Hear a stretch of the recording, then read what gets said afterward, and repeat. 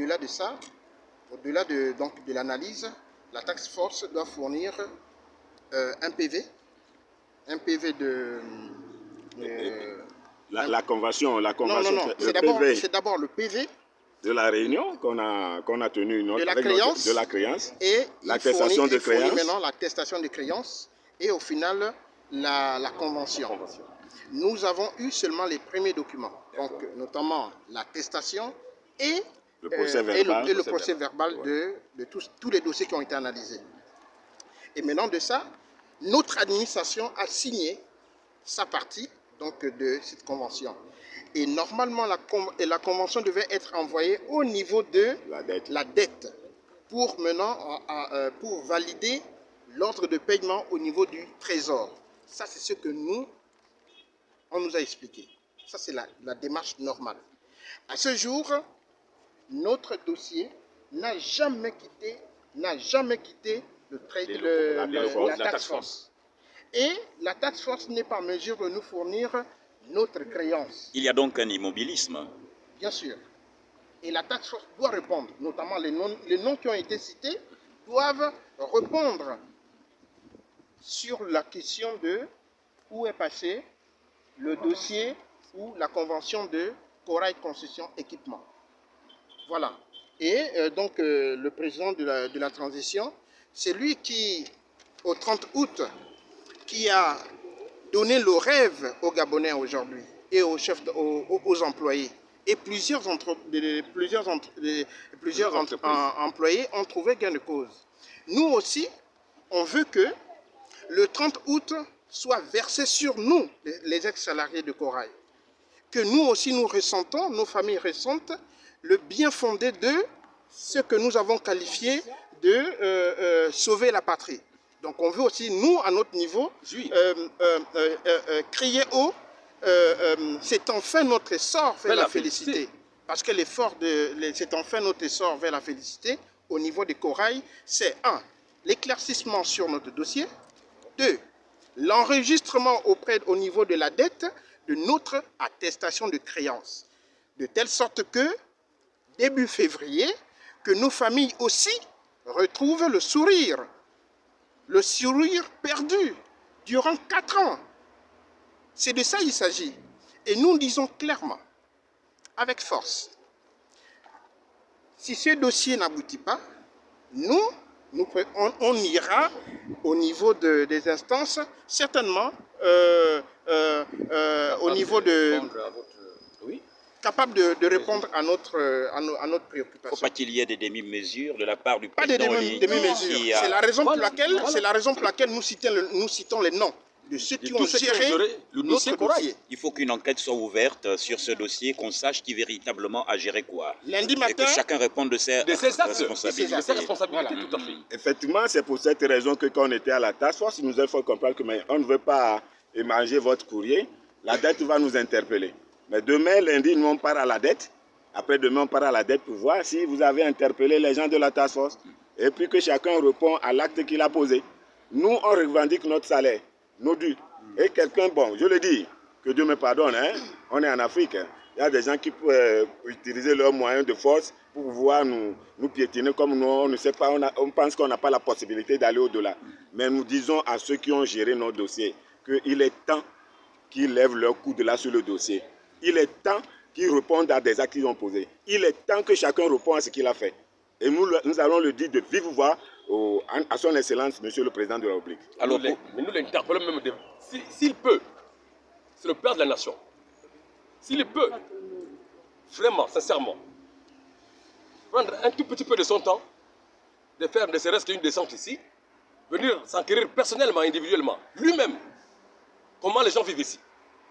Depuis 4 ans, sans eau, sans électricité, c'est pas facile. Si monsieur le chef de l'État, le libérateur, le Moïse, il allait jusque dans le fin fond de Mendoubé, c'est pas ici où il ne peut pas arriver. On est fatigué. Nous sommes des Gabonais. On est fatigué. Les Gabonais de Mendoubé ne sont pas plus Gabonais que nous qui souffrons ici. Le Gabon, c'est 9 provinces. Aucun Gabonais n'est au-dessus d'un autre. La souffrance de Mendoubé n'est pas plus élevée que celle que nous souffrons ici. 4 ans de souffrance depuis Ali Bongo Nimba jusqu'à aujourd'hui. Nous avons écrit à la primature sur la responsabilité de monsieur le Premier ministre sortant, monsieur Bilibinze. Nous avons écrit au Sénat, nous avons écrit à l'Assemblée nationale, nous avons les accusés de réception. Jusqu'à aujourd'hui, rien n'est fait. Il y a donc une volonté manifeste de vouloir mettre à l'écart ce dossier aussi important. Aussi important. Et toutefois que nous cognons aux portes des différentes administrations, on nous fait comprendre que c'est un dossier compliqué. C'est un dossier lourd. À quel niveau ce dossier est compliqué? Nous n'avons, ce bâtiment, c'est nous qui l'avons construit, nuit et jour. Nous avons souffert. Le bas de Guégué, c'est nous qui l'avons bitumé. Chez Mme Angeline Goba, ex-ministre de l'État gabonais, c'est nous qui l'avons goudonné. France-Ville, à Kournam, c'est nous qui l'avons goudonné. La baie des cochons, c'est Corail, c'est ce qu'on BTP. Qu'avons-nous fait pour mériter ça?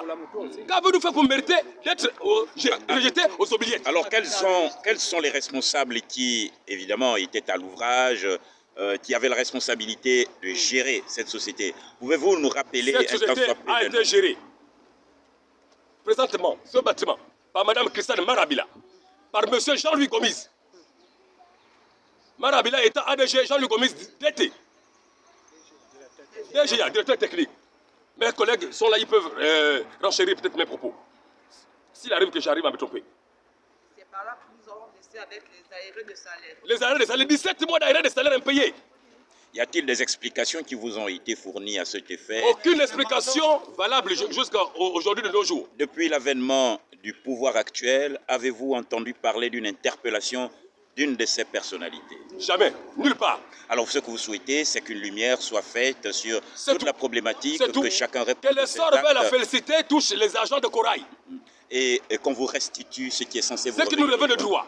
Alors, nous allons certainement nous retourner vers une dame qui va probablement aussi adresser un message, parce que nous savons qu'ici, il n'y a pas que d'hommes, mais il y a également des femmes, et les femmes ont tout aussi un mot à ajouter, quelque chose à dire, surtout que nous avons entendu aussi dire que les enfants n'ont pas été scolarisés depuis quasiment des lustres pour certaines de ces familles.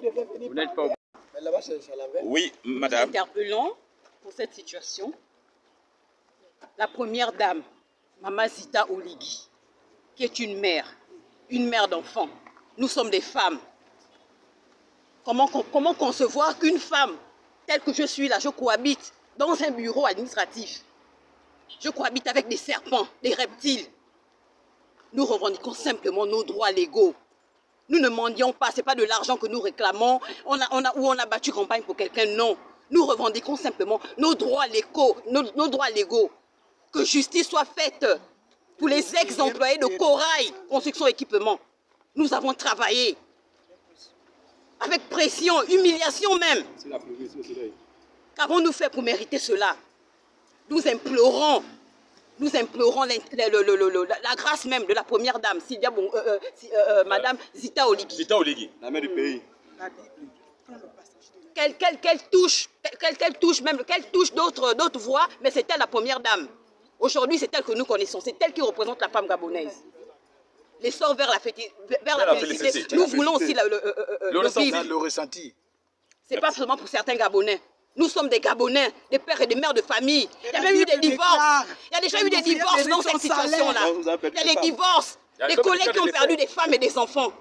On fait comment? On a une collaboratrice, une collègue qui est malade du cancer du sein. Vous savez ce que cette maladie fait vers le monde entier. On fait comment? Cet argent peut lui servir de frais médicaux, partir se soigner en Europe. Nous en avons besoin. On a besoin de notre argent.